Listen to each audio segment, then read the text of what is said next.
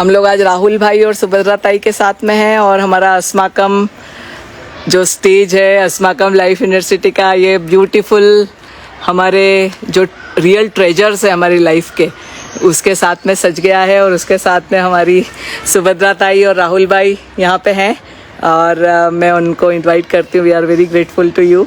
आप प्लीज़ हम लोगों को सुनने का इच्छा है आपकी लाइफ की story, how things started progressing, कैसे आपकी लाइफ की जर्नी रही।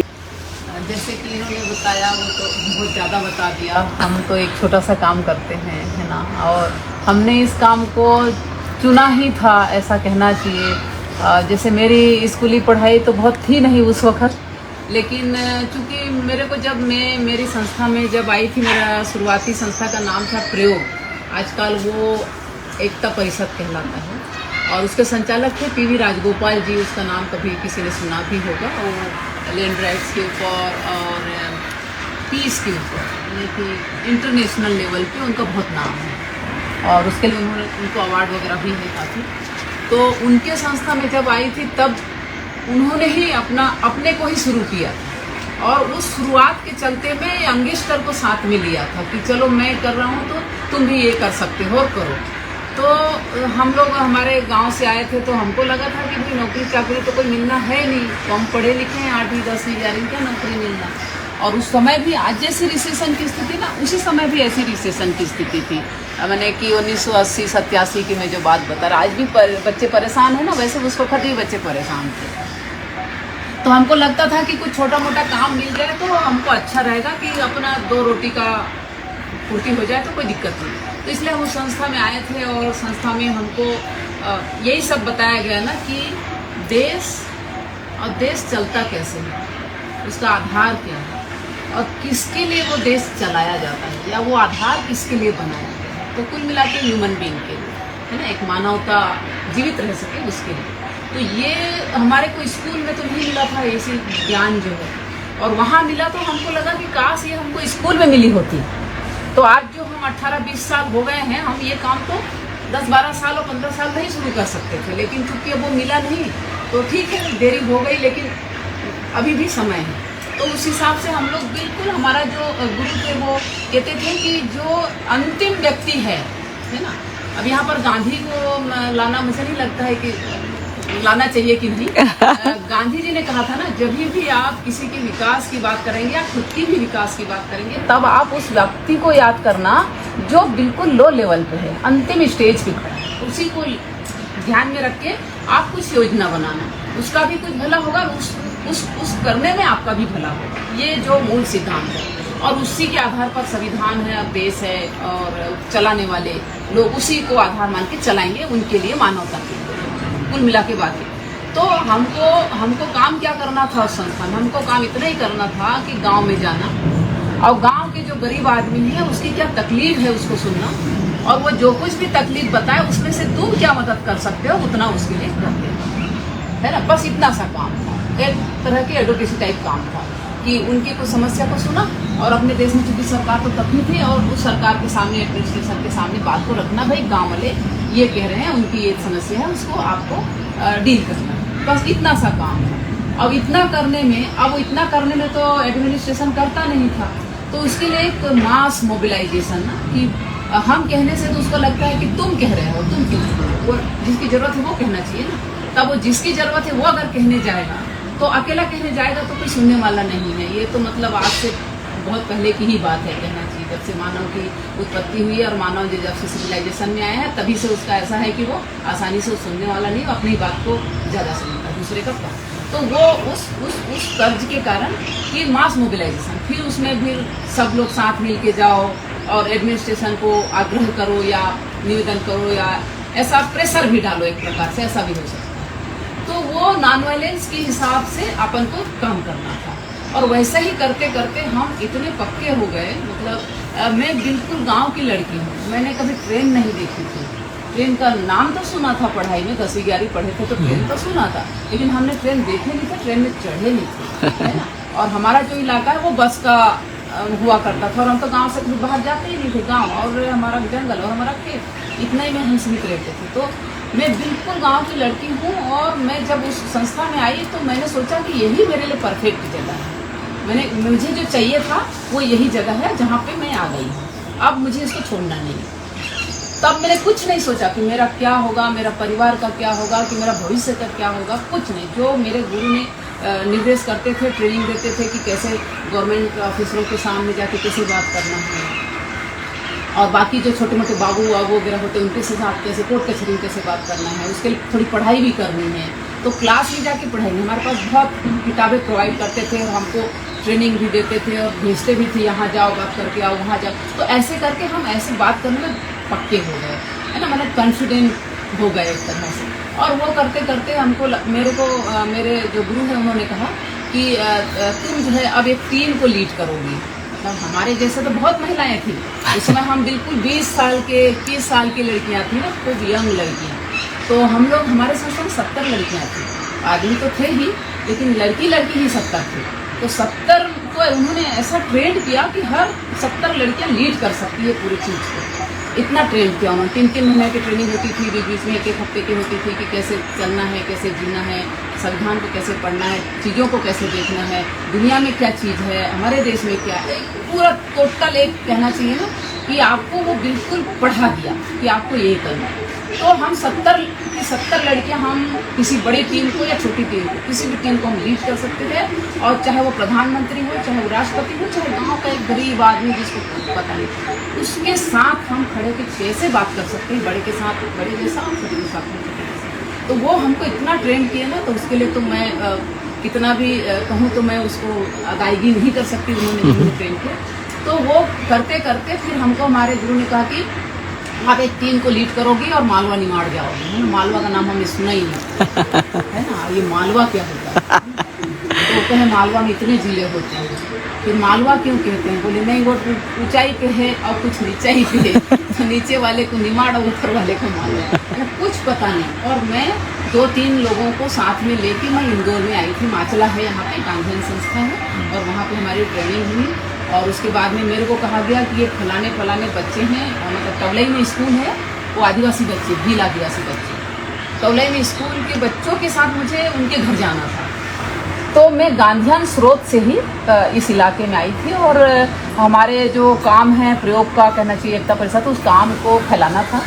और फिर बाद में 20 जने की टीम को मैंने ही सिलेक्शन किया और मैंने ही उस टीम को लेके आके यहाँ उनको काम किया। और उस समय से नर्मदा बचाओ आंदोलन शुरू हो रहा था, तो हमको उनको भी मदद करना था, हमारे काम को भी एक्सप्लोर करना था, उनको भी मदद करना था। तो ऐसे करते करते इनका भी संस्था था उधर खेडूत मजदूर चेतना संगठन अलीराजपुर में, और हम लोग धार डिस्ट्रिक्ट में, तो कुक्सी डही में हम बेस्ड थे। तो अनिल भाई त्रिवेदी, इनकी जो मौसा जी है ना, वो मेरे लिए तो बहुत मतलब मेरा परिवार जैसा।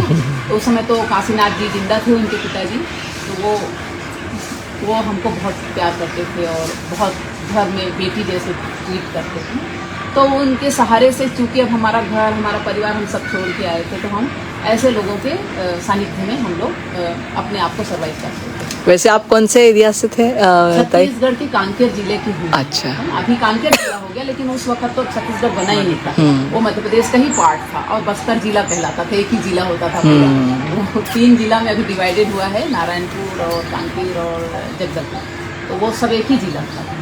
तो कांकेर जिले से हूँ, और अभी भी मेरे गांव में घर है, मेरे भाई है, मेरे बहनें हैं, माता पिता तो नहीं हैं। और इस इलाके में जब मैं आ गई तो इतनी दूर से उतना दूर जाना बहुत मुश्किल होता था। तो हम काम में इतने मस्त रहते थे कि हमको घर का याद भी नहीं आता, है ना। और घर में जाके करेंगे क्या, जब हमारा रोजी रोटी इधर है तो हम उधर जाके क्या करेंगे। फिर हमने भीलों के साथ जब हम गए रहे, नर्मदा बचाओ आंदोलन में बहुत काम किया, हमारे लिए भी काम किया, रतलाम भी में रही, है ना, बाजना तहसील में, रावटी ब्लॉक में। और हम 2-2, 3-3 लड़कियों की टीम रहती थी एक साथ। लड़के जो रहते हैं वो 2-2, 3-3 की टीम में लड़के रहते थे एक साथ, और लड़कियाँ एक साथ। और फिर इस आंदोलन के दरमियान हम राहुल से मिले थे, है ना। और राहुल से मिले थे तो हमने कभी नहीं सोचा था कि इसके साथ हमको शादी वादी करना है। ऐसे अब जैसे आज सब मिले वैसे ही मिले, है ना, और वैसे भी कर रहे हैं ना, अपना अपना काम की ओर चल रहे। लेकिन फिर बाद में इन्होंने कोशिश किया कि मुझसे वो शादी करना है, तो हम फिर उस शादी के लिए राजी हो गए और शादी की। तो इस तरह से मैं पूरी 20 जने की टीम को यहाँ लीड करती थी और उनका पूरा देखना, उनका रहना, उनका खाना, उनका काम। कई बार एक आध उदाहरण ऐसा भी है कि एक बार हमारे दोस्त को थानेदार ने ले जाकर बैठा दिया, नक्सलवादी है ना, छत्तीसगढ़ से आए थे तो उनको किसी तरह बदनाम करना रहता था। उस समय निर्मला बूथ थी, अभी तो निर्मला बूथ जिंदा नहीं थी, मुझे कोई पता नहीं, इसे तकलीफ यहाँ सचिन भोपाल में। तो उस समय थाने में हमारे दोस्त को बैठा दिया और थाने में दोस्त बैठा दिया और कहा कि तुमको नहीं छोड़ेंगे तो तुम सीधा जहाँ से आए हो वहीं जाओगे। हमने कहा ऐसा थोड़ी होता है, तुम्हारा बाप का राज थोड़ी है, जहाँ से आए वहीं घेर दोगे, है ना, ऐसा तो थोड़ी है। तो हमने खूब उनके साथ लड़ा और फिर हम तो कुछ नहीं बोले, हमारे दोस्त को बैठे रहने दिए थाने में और हम चले गए निर्मला बुद्ध से मिलने। और हमने कहा कि भाई ऐसा ऐसा हो रहा है, आप देखिए आपके राज में क्या हो रहा है। तो फिर हमारे दोस्त को उन्होंने छोड़ा। और ऐसे तो हमको बहुत परेशान करती थी प्रशासन, पर हम उससे घबराते नहीं थे, है ना। हमने जेल भी गए हैं और मार तो नहीं खाए हैं लेकिन तो हमारे लेडीज़ दोस्तों ने मार भी खाए हैं ना इस पूरे काम में। तो जेल में रह के भी हमने भूख हड़ताल किया हुआ है, काफ़ी कुछ, मतलब हमारी ज़िंदगी पूरा इसी काम में रही है। तो इसलिए अब इस काम को हम छोड़ नहीं, चाह के भी नहीं छोड़ सकते, है ना। तो ये फ़ोन वाले ना ऐसे तंग करते हैं फ़ोन रखना भी गुनाह है।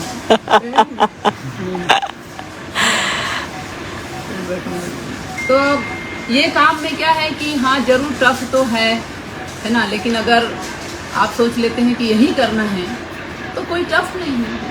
रोज जैसे दाल रोटी खाते हैं वैसे आज जेल में चले गए, परसों निकल के कोर्ट में चले गए, तो दाल रोटी जैसा ही है, तो कोई बड़ी बात नहीं है।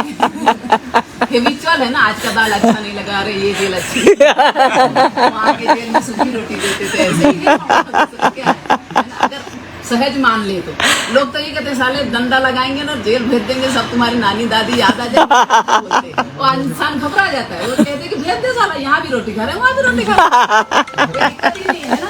कितने लोग तो कुल मिला के बात है कि मानवता के लिए काम करना ना, जो व्यक्ति बिल्कुल उसको कुछ पता नहीं है, उसको अगर आपने उसको आवेदन भी लिखने नहीं आता है ना, अगर तहसील में उसका कोई काम है और आपने एक आवेदन ही लिख दिया, उस आदमी को कितना राहत मिलेगा कि यार कोई बंदा मेरा एक आवेदन लिख दिया जो मैं तहसील में जाके दे सकता हूँ। बिना कागजात के कुछ काम होता नहीं है, तहसील तो कागजात से ही चलता है ना। और ऊपर से अंग्रेजी, वो बेचारे को क्या पता पड़ेगा कि अंग्रेजी क्या और हिंदी क्या, हम उसको ले दोनों समान है। तो इस प्रकार की छोटा सा मदद करना, छोटा सा मदद करना, बड़ा मदद करने की ज़रूरत नहीं है। उसको आपको लाख रुपया देने की ज़रूरत नहीं है, उसकी ज़रूरत है कि भाई बैंक में गया तो फार्म नहीं भरते आ रहा है, वो भर दिया। तहसील में गया तो उसने कहा तुम्हारा जाति प्रमाण पत्र बनाना है तो तुम ये फार्म को भर दो, वो नहीं आता है वो कर दो। यही छोटा छोटा हम काम करा करते थे और शाम को मीटिंग करते कि भाई देखो तुम तो तुम्हारा काम हम कर देंगे, लेकिन हम थोड़ी अमर खा के आए हैं तो पूरी लाइफ टाइम तुम्हारे साथ ही बैठे रहे, तुम्हारे बच्चों को पढ़ाओ, है ना। तो एक मोमेंटम, उस कारण से एक मोमेंटम बना समाज में और लोग पढ़ाने लगे।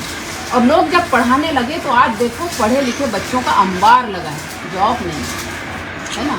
वो माँ बाप क्या सोचा, खेती करते हैं तो खेती में तो बहुत मेहनत है, तो उन्होंने कहा हमारे जैसे परेशानी ना उठाए, बच्चा पढ़ लिख के कहीं छोटा मोटा नौकरी ले। उन्होंने पढ़ाने लगे तो पता चला कि नौकरी भी नहीं, बच्चा ना तो खेती कर रहा ना नौकरी कर रहा, सब बेरोजगार हो गए, है ना। पलायन कर करके कहीं गुजरात जा रहे हैं तो बम्बई जा रहे हैं, तो कहीं दिल्ली जा रहा है, तो कहीं कश्मीर जा रहा है, तो कहीं यूपी जा रहा है, तो कहीं कलकत्ता, मजदूरी में सब यहाँ से वहाँ भाग रहे हैं। आप बिहार के ट्रेन देखना, बिहार का पूरा मजदूर जो है केरल जाता है, और केरल के सारे बंदे कहाँ बैठे हैं, दुबई में और अलग अलग साथ के देशों में बैठे। तो ये एक तरह से कैसा क्या चल रहा है ना, हमारा बंदा ह्यूमन पावर ना, ह्यूमन पावर अगर मजदूरी करने भाग जाए तो यहाँ का क्या होगा। उतना ही नहीं, मजदूर अनपढ़ है वो तो भाग जा रहा है, वो तो हम सोच भी सकते हैं कि उसके पेट के लिए तो उसको कुछ करना पड़ेगा। पढ़े लिखे भाग जाते हैं, पढ़ते हमारे यहाँ के पैसे से हैं, हम सारे 1 रुपया 2 रुपया टैक्स देते हैं, उस पैसे से सारे इंजीनियर डॉक्टर पता नहीं क्या क्या बनते हैं, और सब चले जाते हैं अमेरिका, पता नहीं कहाँ इंग्लैंड, और पता नहीं कहाँ कहाँ चले जाते हैं। और हमारा देश का धरती कैसा है, हमारा देश के लोग एक एप्लीकेशन कोई लिख देगा क्या करके 10 बार सोचें, तो क्या मतलब है। अगर हम सब लोग तो पट्टा लेके तो नहीं आए ना कि 200 साल जिएंगे, 1000 साल जिएंगे, 500 साल जिएंगे, ऐसा तो कुछ है नहीं। 60 साल की लाइफ है। उस 60 साल में आपको शांति नहीं है। वो पैसा कमा रहा है, अरे मैं क्यों नहीं कमा रहा, अरे वो इतना लखपति हो गया, मैं क्यों नहीं लखपति। इसी में दुनिया उलझा हुआ है। अशांति, टोटल अशांति। खूब पैसा है, किसी काम का नहीं। बड़ा बंगला बना लिया, उसमें रहने वाले कोई नहीं। दूसरी अकेली मर गई वहाँ दरवाजे के अंदर, बेटा पड़ा है अमेरिका। वीडियो कॉलिंग करके कह रहा है मम्मी खाना बनाएगी नहीं। मम्मी कहाँ से बनाएगी, बेटा पैदा किया वो तो करवाना है। तो ये जो चीज़ है ना, ये बहुत दिल को दुखा देता है, बहुत दिल को दुखा देता है, कचोटता है कि ऐसा क्यों है?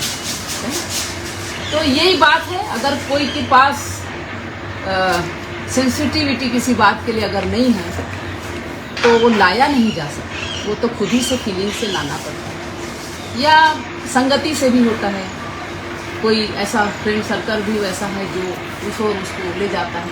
आप जब अपने काम को नहीं पूरा कर पाते हैं ना, जो आपकी ड्यूटीज़ है, तो आपको अंदर ही अंदर खोलता है, अशांति पैदा करता है। और जब छोटा सा काम कर देते हैं, आपको लगता है कि हाँ मैंने कर, मेरा जो ड्यूटी थी मैंने कर, वो ही सबसे बड़ी सेटिस्फेक्शन है। और वैसा तो आप उसको पैसे से नहीं खरीद सकते। तो ठीक है, चल रहा है, मानव है, दौड़ रहा है, रुकने का नाम ही नहीं लेगा। माइंड भी दौड़ रहा है और माइंड बॉडी को भी दौड़ा रहा है। माइंड का जो स्पीड है, बॉडी का स्पीड उतनी नहीं है। किस दिन तो थकेगा ना, माइंड भले ना थके, माइंड भी थकता है, ऐसा नहीं, सबकी कैपेसिटी। तो ये जो दौड़ है ना, ये दौड़ ही दुखी करके रखा है लोगों को। तो भाई 50-60 साल की जिंदगी है, थोड़ा कमा लो, थोड़ा खा लो, सब अवेयर के क्या कहाँ ले जाओगे? कहना तो यही है। आप अपने बेटे के लिए भी कमा के छोड़ दोगे तो बेटा क्या करेगा? बेटा को भी तो कमाना पड़ेगा। तो आप उसको मक्कार बनाने के लिए क्यों कमा के जमा करो? तो ये सब बातें हैं। और अगर कर भी दिया है तो उसको सही जगह पे लगाओ। ठीक है, आपने आपकी कैपेसिटी में रही कि आप बहुत कमा सकते हैं, तो कमा भी दिया है तो उसको सबके लिए कुछ काम आ जाए थोड़ा थोड़ा, ताकि सबकी संतुष्टि बनी रहे। सबकी संतुष्टि में है आपकी संतुष्टि में। मैं IIT खड़गपुर से बीटेक किया हूँ सिविल इंजीनियरिंग। तो IIT खड़गपुर में जो मेन बिल्डिंग है, वहाँ एक मोटो है, IIT Kharagpur dedicated to the service of the nation, देश के भलाई के लिए वो संस्थान है। परंतु हम जहाँ वो IIT खड़गपुर जिस इलाके में है, वहाँ आसपास में आदिवासी गांव हैं। तो हमारा एक वो साइंस एजुकेशन ग्रुप था, तो हम जाते थे वो गांव में बच्चों को पढ़ाने के लिए। तो जब हम गए तो हम देखे कि पढ़ाई तो ठीक है, उनको खाने पीने का ही कुछ नहीं है, बहुत गरीबी उस समय। ये मैं 1980 की बात कर रहा हूँ, 81-82, मैं 83 में ग्रेजुएशन किया हूँ, तो 81-82 में तो तब मेरे को लगा कि ये जो है नेशन क्या है। नेशन में तो होमोजीनियस नहीं, एक जैसा नेशन नहीं। बहुत सारे लोग ऐसे आदिवासी हैं, दलित हैं, जिनको 2 दिन रोटी ही नहीं उपलब्ध हो रहा है, पढ़ाई और ये सब तो दूर की बात है। और दूसरी तरफ कुछ चुनिंदा लोग हैं जो बहुत सारा प्रिविलेज है, उनको बहुत सारे कुछ कर पा रहे हैं, ये सब चीज़ें हैं। तो उसमें जो टेक्नोलॉजी है, इंस्टीट्यूट ऑफ टेक्नोलॉजी, तो टेक्नोलॉजीज़ के भी बहुत सारे लेवल्स हैं। जो हाई टेक है, जो ड्रोन्स और ये सब बना रहा है, ऊपर का जो चीज़ें हैं, AI है और ये सब वो है। और दूसरी तरफ एक टेक्नोलॉजी है जो कृषि से संबंधित है, या पर्यावरण को बचाने का जो है, वो एक बहुत सिंपल टेक्नोलॉजी है। तो उसमें क्या हो रहा है, विरोधाभास ये हो रहा है कि ये जो ऊपर का जो टेक्नोलॉजी है, जो कंप्यूटर्स है, AI है और ये सारी चीज़ें हैं, लोग सोचते हैं कि इसी से हम पर्यावरण को भी बचा लेंगे। तो ये एक भ्रम है। पर्यावरण को बचाना और खेती को करना, इसमें आपको मेहनत करना होगा। और इसके जो टेक्नोलॉजीज़ है वो बहुत हज़ारों वर्षों से जैसे विकसित किया गया है। कृषि आई आपको 10,000 साल, 12,000 साल, स्टेबलाइज होने में 10,000 साल पहले कृषि आई। उसके बाद से बहुत सारे कृषि के टेक्निक्स ईजाद किए गए, जिससे काफ़ी ढंग से मतलब प्रकृति के साथ मेल मिलाप करके वो खुशी चल सकती है। परंतु ऐसा हुआ कि जब आपका इंडस्ट्रियल रेवोल्यूशन आया उसके बाद एक आपको ये हुआ कि आपको मेहनत मतलब आप पशुओं के मेहनत और मनुष्य के मेहनत के अलावा आपको एक कृत्रिम ऊर्जा मिल गई जिससे आप मशीन वगैरह से आप दूसरा और बहुत ज़्यादा मेहनत कर पा रहे हैं और ये मेहनत को आप कम कर सकते हैं। तो वो चल पड़ा ना, वो चल पड़ा तो वो चलते चलते एक ऐसी स्थिति में आ गए विश्व युद्ध के समय। जब विश्व युद्ध खत्म हुआ तो इनके पास जो है बम बनाने के लिए और ये सब बड़े बड़े जो आर्म व्हीकल्स है वो सब बनाने के लिए जो पूरे उनके पास जो प्लांट्स थे वो खाली हो गए विश्व युद्ध के बाद। तो इन लोगों ने कहा कि क्या करें इसको, तो ये पूरा बम बनाने में आपको नाइट्रोजन, फास्फोरस और पोटेशियम चाहिए होता है। तो उसको उन लोगों ने कहा कि खेती में डाल दो तो वो पूरा केमिकल फर्टिलाइजर और पेस्टिसाइड और ये सब, और जो मशीनें बनाने थे तो वो उन लोगों ने बोला कि ट्रैक्टर बना दो और हार्वेस्टर बना दो, ये सब करके ये सब ये हो गए। तो थोड़े दिन तो उत्पादन बहुत बड़ा हुआ और ये हुआ, लेकिन अंततः अभी जो है हमें जो खेती है जो हम ये पैदा कर रहे हैं हमारे खाने की, वो संकट में आ गया है क्योंकि आप केमिकल और ये सब से कर नहीं सकते। तो इस तरह से आप जो है कौन से टेक्नोलॉजी आप यूज़ करेंगे।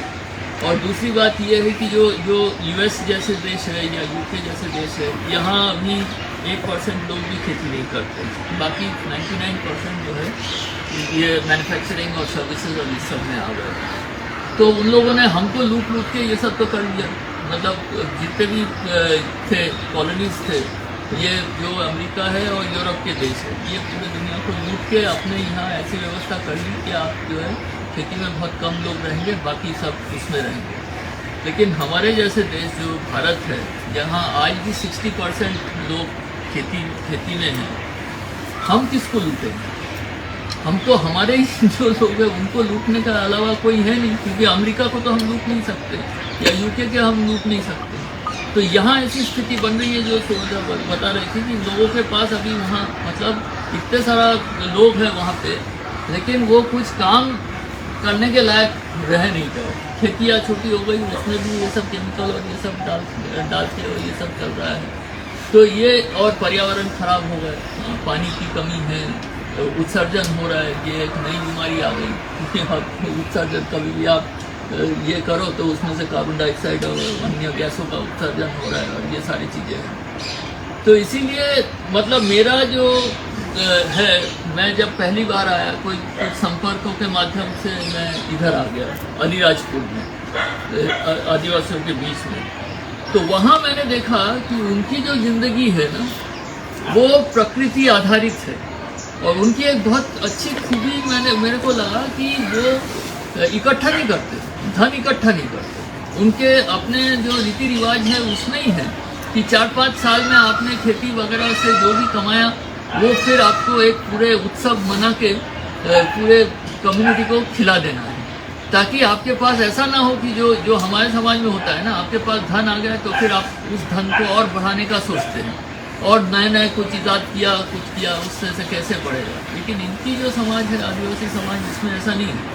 इसमें मतलब ट्रेडिशनली अभी तो ये भी मतलब इस मार्केट इकोनॉमी में आके ये भी ऐसे ही हो गए हैं ज़्यादातर। लेकिन ट्रेडिशनली जो है इनका है कि भाई आप जो है पूरे कम्युनिटी मिल के आप श्रम करिए, प्रकृति को बचाइए। आपकी जो खेती की पद्धति है वो भी प्रकृति से जुड़ी हुई पद्धति है। और जो क्योंकि जंगलों से आपको इतना सब मिलता है प्रकृति से, तो जंगल बचाने का, मिट्टी बचाने का, इससे इनके जो पारंपरिक तरीके हैं वो सब सारे चीज़ें थे। तो वो मेरे को दिखा कि भाई यही सब अच्छी चीज़ है। तो इसलिए अभी जो मैं यहाँ 85 में आ गया था अलीराजपुर में, तो तब से हम यही काम कर रहे हैं। जो हमारा काम है कि ये जो प्रकृति है, सॉयल, वाटर एंड फॉरेस्ट, इनको कंजर्व करो। इनके जो तरीके हैं वो सब बहुत सिंपल टेक्निक्स है और बहुत अच्छे दिमाग लगाए हुए टेक्निक्स हैं, जिनसे उसको करो। और खेती जो है, जो पारंपरिक खेती है, उसको बचा के रखो जहाँ जितना कर सकते हैं। ऑब्वियसली उसमें प्रॉब्लम यह है कि हम बहुत छोटे संगठन हैं, हमारे पास बहुत सारे रिसोर्सेज नहीं हैं, तो इसीलिए बहुत कम काम कर सकते हैं। ये काम जो है सरकार को करना चाहिए। और थोड़े थोड़े जो पीछे से प्रेशर आता है, उस पर एक बहुत अच्छा स्कीम भी आया था जो आज भी है, Mahatma Gandhi National Rural Employment Guarantee Scheme. तो इसका उद्देश्य ये है कि आपको सिर्फ एम्प्लॉयमेंट ही नहीं देना है, जो एम्प्लॉयमेंट आपको करना है वो इकोसिस्टम को बचाने में करना है। तो ये जो मेहनत जो चाहिए, जैसे मान लीजिए आप ऑर्गेनिक खेती करेंगे तो ऑर्गेनिक खेती में जो है आपको कंपोस्ट चाहिए। तो कंपोस्ट जो बनाना होता है खाद और बायोमास को मिला के, वो एक लेबर इंटेंसिव प्रोसेस है, बहुत लेबर लगता है उसमें। जैसे हमारा खेत है पांडु तालाब में, उसमें हम कंपोस्ट जो बनाते हैं उसमें बहुत सारा लेबर लगता है। तो हम तो ठीक है, एनजीओ है, हम फंडेड है, वो सब कर रहे हैं, लेकिन जो आम किसान है वो ये नहीं कर सकते। इसीलिए फिर ये केमिकल खेती में चले गए कि भाई ये बहुत आसान है, इससे बहुत सस्ते में आपको फर्टिलाइजर मिल रहा है और वो सब, भले ज़मीन खराब हो रहा है और ये सब। तो ये MGNREGA में ऐसा था कि आपको मतलब ये जो सब चीज़ें हैं जिसमें मेहनत चाहिए, उस मेहनत को आप पैसा दीजिए, अच्छे पैसे दीजिए। परंतु धीरे धीरे पहले हमने हमारे संगठन की तरफ से भी उसका बहुत भुनाया शुरू में कि ये सब हम डिमांड देते थे कि ये कहीं सॉइल एंड वाटर कंजर्वेशन का काम करना है कि या नेडेप करके खाद बनाने का होता है वो करना है, उसमें लेबर चाहिए, उसके लिए आप तो वो दे भी देते थे। लेकिन अभी धीरे धीरे अभी कम से कम मध्य प्रदेश में वो पूरा डिस्टॉर्ट हो गया है। कैसे डिस्टॉर्ट हुआ है कि प्रधानमंत्री जो आवास योजना है उस पर आपको 1.5 लाख रुपए मिलता है और उसमें मैंडेटरी है कि आप इस तरह का मकान बनाइए, बीम कॉलम के ऊपर और ये सब ब्रिक एंड मोर्टर लगा के और स्लैब लगा के करिए। तो वो मैंडेटरी है। आप इनके जो खुद के बहुत अच्छे मकान हैं, जो पारंपरिक मकान है, मड हाउस खेत में भी बने हुए हैं, मतलब इसमें ही स्टाइल से हमारे खेत में मकान बना हुआ है। तो वो अलाउड नहीं, आपको जो है ये बीम और स्लैब का ही मकान बनाना पड़ेगा, RCC मकान बनाना पड़ेगा। तो वो 1.5 लाख में हो नहीं सकता है।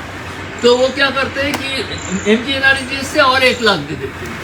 तो पूरा जो है MGNREGA से पैसे जो है ऐसे ही कंक्रीट रोड बन रहा है और कंक्रीट मकान बन रहा है, जबकि उसका उद्देश्य ये था कि आप एक तो उसका ये जो है बहुत कम है इन्वेस्टमेंट, जो है जो MGNREGA में 70-80 हज़ार करोड़ होता है, उससे कुछ नहीं हो सकता और ऊपर से वो इन्वेस्टमेंट दूसरी चीज़ों में जा रहा है।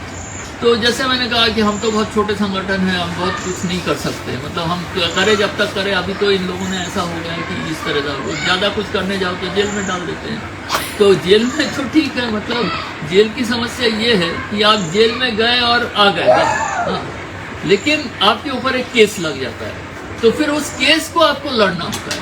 तो हमारे ऊपर 50 केस लग गए, तो हम तो कोर्ट के ही चक्कर काटते रहते हैं, फिर उसमें पैसे नहीं लगते ना, वकील को आपको पैसा देना हो, ये हो, मतलब हमने तो गिनती छूट है कि कितने। और केस मतलब ऐसा ही नहीं कि जेल जा रहा है आ रहा है, वैसा कुछ मुद्दा हो जिसके ऊपर आपको कुछ मतलब कॉन्स्टिट्यूशनल लड़ाई लड़नी है, तो आपको हाई कोर्ट, सुप्रीम कोर्ट वो भी जाना पड़ता है। कई बार तो ऐसे मौके आ गए कि हमारे पास पैसे ही नहीं है, सुप्रीम कोर्ट में केस है, तो हमको खुद को जाके वहाँ पैरवी करनी पड़ी, क्योंकि लॉयर सुप्रीम कोर्ट के लॉयर मतलब लाख के नीचे तो कोई आएगा ही नहीं। प्रो बोनो करने वाले बहुत कम है और प्रो बोनो कोई करेगा भी तो वो इंटरेस्ट नहीं लेता है। तो ऐसे भी मौके आए जब मेरे को खुद को जाना पड़ा सुप्रीम कोर्ट में, जस्टिस के सामने खड़े होकर मेरे को पैरवी करना पड़ रहा है वहाँ पे। तो ये सारा जो परिस्थिति है, जो एक जो हम चाहते हैं कि प्रकृति और लोगों के हित में विकास हो, काम हो, वो चीज को लागू करना बड़ा मुश्किल है। तो हमने तो पूरी जिंदगी खपाती वो करते करते, लेकिन बहुत ज्यादा प्रगति हम नहीं कर पाए। क्या बता देती हूँ मैं कि हमने कैसे शुरू करी। ये जेल और लड़ाई और सब इससे हम तंग आ गए थे। तो हम सोच रहे थे कि तब तक हमारे पास एक बच्चा भी था, तो हम सोच रहे थे कि अब ये सब कचहरी, जेल, आंदोलन, ये सब में अब मतलब ज़्यादा नहीं काम कर सकेंगे और बहुत सारे केसेस थे, तो उसको भी लड़ना था और बच्चे को भी बड़ा करना था। तो मैं ऐसा सोचती थी कि बच्चा कल के दिन ऐसा नहीं कहे कि तुमने हमको शिक्षा नहीं दी, शिक्षा दी होती तो शायद हम अपने पैर पर खड़े हो जाते, ऐसा बाद में ना कहे। इसलिए फिर हमने सोचा कि इसको ठीक से एजुकेशन देना पड़ेगा। तो ठीक से एजुकेशन देने के लिए अपन को थोड़े बड़े जगह में रहना पड़ेगा। पहले हम गांव में ही रहते थे, तो फिर हम इंदौर आ गए। और इंदौर आ गए और तब तक तो केस वेस चल ही रहा था। मैं बच्चे को लेके ही मैं कोर्ट में खड़े होती थी कई बार। तो केस भी चल रहा था। फिर हमने सोचा कि मेरी पढ़ाई भी नहीं हुई थी, तो मैं सोच रही थी मैं पढ़ भी लूँ थोड़ा सा, है ना, कि इतना 11वीं पढ़ के 10वीं पढ़ के कुछ नहीं होना जाना है, ऐसे करके मैंने पढ़ाई भी चालू करी, है ना। तो बच्चा भी, पढ़ाई भी, और शहर में भी रहने आ गए तो पैसा भी चाहिए, तो ये सब एक, और कोर्ट में केसेस भी चल रहा है तो उसके भी पैसे चाहिए, बहुत सारा मतलब उस तरह की तकलीफ थी। जैसे वैसे ये चूंकि अंग्रेजी जानता था ये कुछ लिख लेता था, है ना, क्योंकि उस समय तो मैं इसी के ऊपर डिपेंड थी ना कि पूरे घर कैसे चलेंगे, फिर कोर्ट के पैसे कहाँ से आएंगे, लोगों को तारीख में ले जाना होता था। 60-70 जने को एक बार में तारीख जाना होता था, तो और हमको भी जाना रहता था, महीने में 3 बार 4 बार तारीख जाना रहता था, तो उसमें भी बहुत खर्चे लगते थे। ये तो रात दिन ये काम करते रहता था, लिखते रहता था, अंग्रेजी में कुछ प्रोजेक्ट बना रहे तो क्या कर रहे, तो क्या कर रहे, क्या कर रहे, मतलब उसका लिखने का बहुत चलते रहता था। और उसी से थोड़ा पैसा आता था तो वो हम काम पे लगाते थे, कहीं पे भी, जो जहाँ पे भी खर्चा लगता था। और जब मैं पढ़ रही थी, बच्चा को भी बड़ा कर रही हूँ, पढ़ने भी जा रही हूँ, तो फिर मैं सोचती थी कि थोड़ा कुछ काम भी करूँ, है ना, क्योंकि मन नहीं मानता था। हम लोगों के साथ जाके मिले नहीं तो हमको लगता ही नहीं था कि हम कुछ कर रहे हैं। मतलब जब तक मैं गांव में जाके लोग से मिलती नहीं थी तो मुझे सेटिस्फेक्शन नहीं मिलता था कि मैं मतलब सही में हूँ कि नहीं। तो मैं वो काम शुरू करी। मैंने काम ये शुरू करी कि मैंने सोचा कि अब सबसे अच्छा काम होगा कि यहाँ के जो बस्ती है इंदौर की, बस्ती में स्वास्थ्य के काम को करें, जो बहुत लोग नहीं कर पाते हैं या नहीं करते हैं। डॉक्टर हो जाते हैं तो क्लिनिक लेके बैठ जाते हैं, है ना, अस्पताल में नौकरी ले लेते हैं। औरतों के लिए तो कोई पर्सनली जाके कोई पूछता नहीं कि तुमको क्या प्रॉब्लम। तो मैंने सोचा कि औरतों की जो रिप्रोडक्टिव जो प्रॉब्लम होता है, प्रजनन से संबंधित जो प्रॉब्लम था, उसी को टैकल करने के लिए थोड़ा सा मैं काम करूँ। और वो मैंने यहाँ के बस्ती में शुरू करी। और शुरू करते करते बहुत सारा कैंप हमने किया भी, गायनेकोलॉजिस्ट को हायर करते, नर्स को करते, फिर लैब टेक्नीशियन को करते, फिर मेडिकल से कि दवाई थोक से लाते हम, है ना। ऐसे करके हम पूरा 50 महिलाओं का एक 3-4 बस्ती मिला के एक कैंप लगाते 2 दिन का। 25-25 महिलाओं का हमारा गायनेकोलॉजी देखती थी, तो उसको हमको पैसा भी देना होता था, मतलब बहुत कम देना होता था, लेकिन देना तो पड़ता था। और दवाई के पैसे तो देना ही पड़ता था। तो और लोगों से हम 1 रुपया भी नहीं लेते थे, है ना। और पूरा सर्वे मैं करती थी कि उसको प्रॉब्लम क्या है, फिर उसी हिसाब से फिर डॉक्टर आएंगे, उसी हिसाब से दवाई, और उसी हिसाब से लैब टेक्नीशियन, है ना, ये सारा। तो करते करते मैंने ये देखा कि भाई जो हमारा जो महिलाएं हैं वो रिप्रोडक्टिव की बहुत सारे प्रॉब्लम को सफ़र करते रहती है लगातार, कंटिन्यूसली, है ना। और उसका कोई ट्रीटमेंट वो ले नहीं पाती है, वो लेना नहीं चाहती, ऐसा नहीं। उसका एनवायरनमेंट ही ऐसा है कि कम पैसे हैं तो थोड़ा पैसा बचा के बच्चे के लिए करती, फिर आदमी तो पी के पड़ा है वगैरह वगैरह। तो करते कराते मैंने देखा कि ये जो बीमारी है, किसी का भी बीमारी, चाहे वो महिलाओं की हो चाहे किसी का भी हो, कोई भी बीमारी को दवाई नहीं ठीक कर सकती। इतना मुझे समझ में आ गया। चाहे वो एलोपैथिक दवा हो, चाहे वो आयुर्वेदिक दवा हो, चाहे होम्योपैथिक दवा, कुछ भी हो, वो नहीं ठीक कर सकती। चाहे आप नेचुरोपैथी भी कर लो, बीमारी को ठीक करने के लिए आपको ठीक से खाना पड़ेगा, भी हेल्दी रखनी पड़ेगी, आपकी मानसिक शांति भी रख, बहुत सारा चीज है इसमें जुड़ा। तो हमने एटलीस्ट कहा सब चीज तो हम नहीं कर सकते, इतना तो कर सकते हैं कि न्यूट्रिशन इनको अच्छा मिले, इसके लिए हम क्या कर सकते हैं। और करके मैं ऑर्गेनिक में आई, है ना। मैंने कहा कि इलाज मैं कर रही हूँ, मैं नहीं करूँगी तो भी दूसरा करेगा, ये काम करने के लिए बहुत लोग। तो मैं न्यूट्रिशन के रास्ते को थोड़ा ठीक करती हूँ करके मैंने फिर वो थोड़ा सा जगह लिया। और उसमें फिर जो आदिवासी इस इलाके में इस इन्वायरमेंट में जो फसलें पकती है, वही फसलों को मैंने उस खेत में एक्सपेरिमेंट के लिए उनके जो लोकल एरिया में जो कुछ हो सकता है या होता था, उसी को हमारे खेत में एक्सपेरिमेंट किया। और उसी का हर साल ये जो आप देख रहे हो सब मेरे खेत, मतलब 1 ही एकड़ खेत है, ज़्यादा नहीं। और हम थोड़े थोड़े से, आप जैसे इतनी पट्टी है ना, इतनी पट्टी में हमें एक, जैसे मक्का बोना है कितने और दूसरे मिलेट्स बोना है कितने, मतलब 3-3, 4-4 तिफन का आइडिया तो होगा। तो हम उस तिफन के हिसाब से बोते हैं और बीज प्रोड्यूस करते हैं। और बीज प्रोड्यूस करके वो जो गांव की महिलाएं हैं वही लोग उसमें काम करते हैं। फिर हम साल में एक बार हम इस फसल आ जाने के बाद हम एक हमारा उत्सव करते हैं जिसमें सारे बीज डेकोरेट होते हैं बल्क में, मतलब 5 किलो 10 किलो में 2 किलो में जितना आया है उतना सब डेकोरेट होता है। और फिर उसके जो आखा वाली रूप है, ये तो दाना वाली रूप है, और वो भुट्टा वाली रूप है, तो दोनों तरह के हम डिस्प्ले करते हैं। तो देखने में थोड़ा सा आकर्षक लगता है, और जो औरतें जिनको चाहिए होता है तो वो इनमें से अपने हिसाब से ले लेती है, कोई 100 ग्राम, कोई 50 ग्राम, कोई पाउडर, जिसको जितना चाहिए उतना वो ले लेते हैं। और उसके बदले में उनके पास जो कुछ है, भले ही वो हाइब्रिड ही है, फिर भी हम कहते हैं आप लेके आओ, हम देखें तो सही तुम्हारे पास है क्या।